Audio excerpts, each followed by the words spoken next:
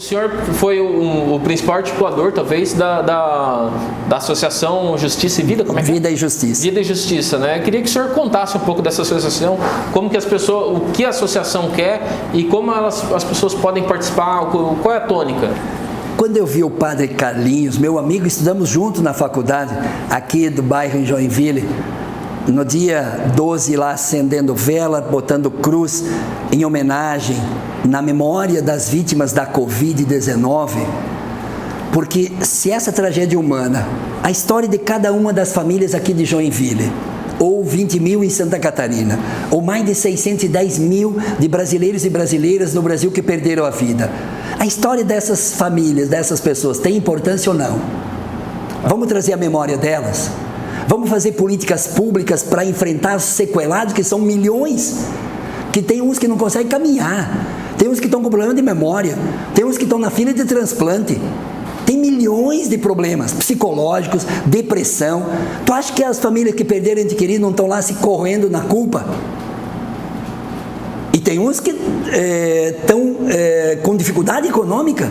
205 mil dos primeiros 500 mil eram de 20 a 49 anos que produziam a renda da família. Se empobreceram, estão em profundo sofrimento. Então nós temos que enfrentar e defender esses milhões de brasileiros e catarinenses. Terceiro lugar, tem que fazer justiça.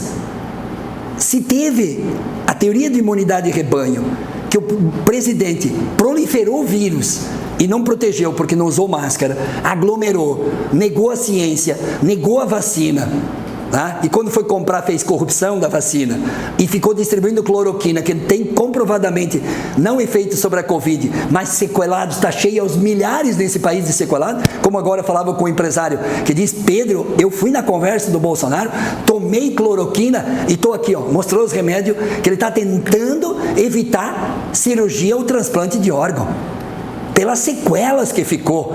Você acha que isso é sério? Isso não é ideologia. As pessoas são concretas aqui em Joinville que morreram.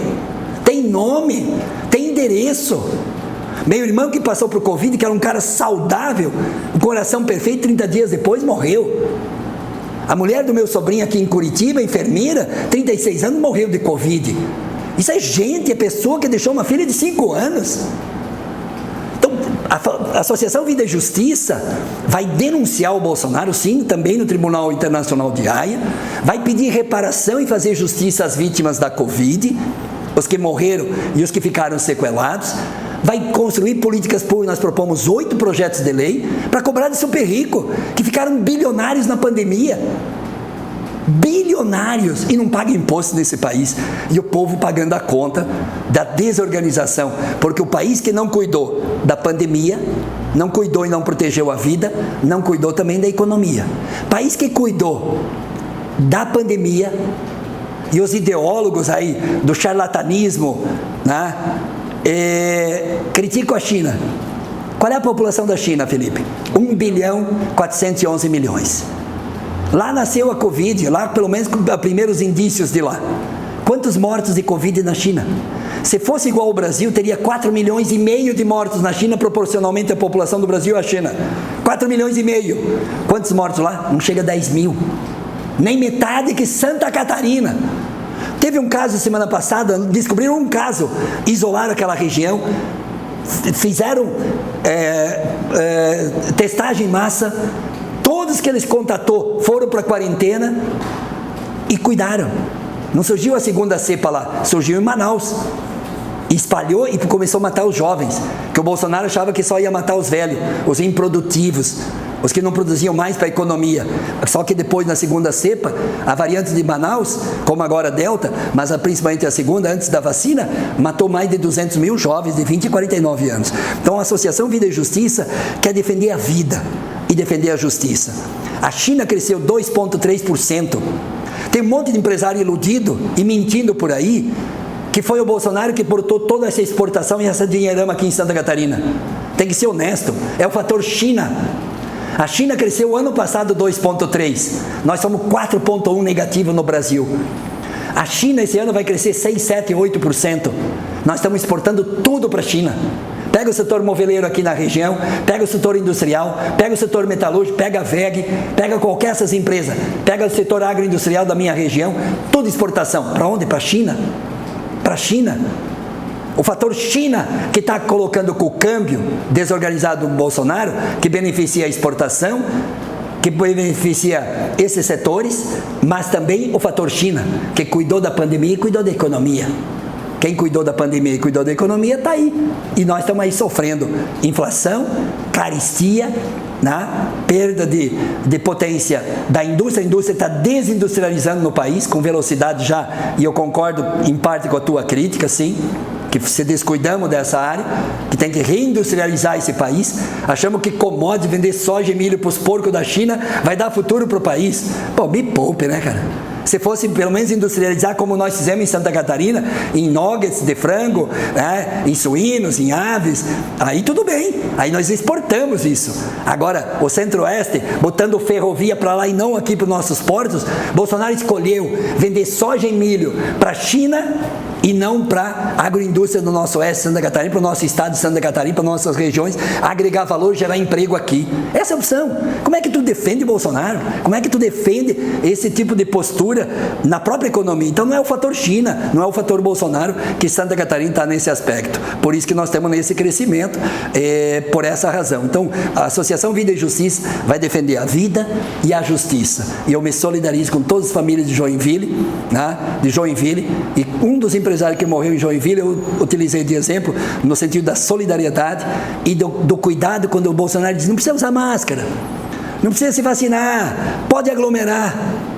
E eu dizia, tinha um dos primeiros mortos de Joinville era um empresário, estava cheio de dinheiro na conta do banco, bufunfa no banco, mas faltou oxigênio no pulmão, e morreu. E aí? Eu usei o exemplo de Joinville para dizer que é sério, que era sério, que matava as pessoas, e matou. E Bolsonaro é um grande responsável. Ter votado no Bolsonaro não acho problema.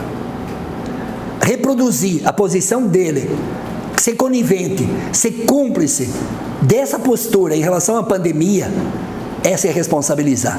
E aqui termina, Felipe, eu não me arrependo da minha luta política. Eu tenho lado.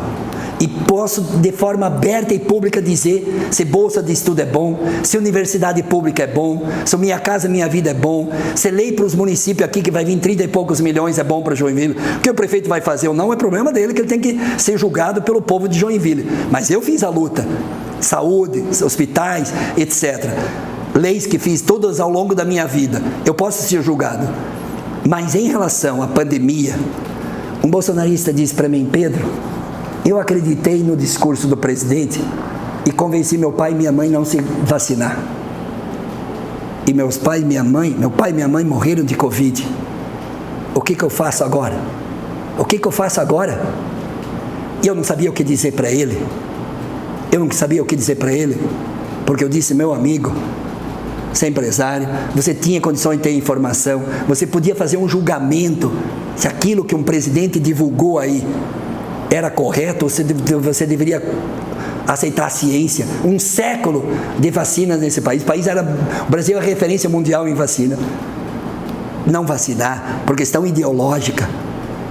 Isso aí, quem sabe você tem dificuldade de se arrepender, porque teus pais já estão mortos. Não tem mais o que se arrepender. Não tem mais. Então, levar a sério. A política é séria. Você pensar dessa forma tem consequência. Defender o charlatanismo e não defender a ciência tem consequência. Estão os mortos aqui. Os mortos estão ali. Que podiam estar todos, 483 mil, cientificamente comprovado que podiam estar vivos hoje. Pela Universidade Federal de Pelotas, pela USP de São Paulo. 1000 páginas de produção, 3 mil documentos analisados. Então é isso que tem que levar a sério. Então nós queremos fazer justiça, nós queremos defender a vida, porque a vida importa, cara. Felipe, tu é moleque ainda, tu é jovem ainda. Eu tenho 58 anos. Cuidar da vida, proteger a vida de nós, dos nossos filhos, da nossa família, esse é o patrimônio maior.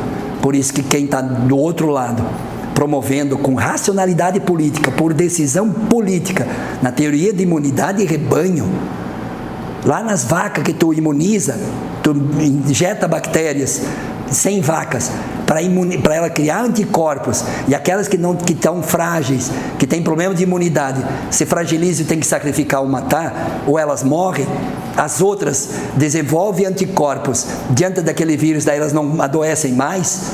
Transferir isso, essa teoria, essa compreensão lá das vacas, do mundo dos animais, para ser humano no país, quando temos há um século dizendo que vacina tem eficácia, por que tem tão poucos mortos agora no Brasil? Diga, porque estão tomando cloroquina? Ou porque se tomou vacina? É isso, cara. As evidências científicas nos dão a certeza de que nós estamos no caminho certo. Por isso que nós vamos mudar esse país. Por isso que eu quero agradecer essa oportunidade que você me concede de conversar com todo esse teu público querido, né, que te patrocina no sentido de audiência desse teu programa. Parabéns pelo teu profissionalismo, parabéns pela tua postura democrática, plural, diversa, para que cada um que possa te assistir às tuas entrevistas, as pessoas possam julgar. O Pedro Czai, deputado federal, eu concordo com ele. Não, eu não concordo com ele, eu penso diferente. Essa é a democracia, essa é a riqueza, sem intolerância, sem ódio, na paz, na alegria e saúde e paz. E o resto, a gente corre atrás.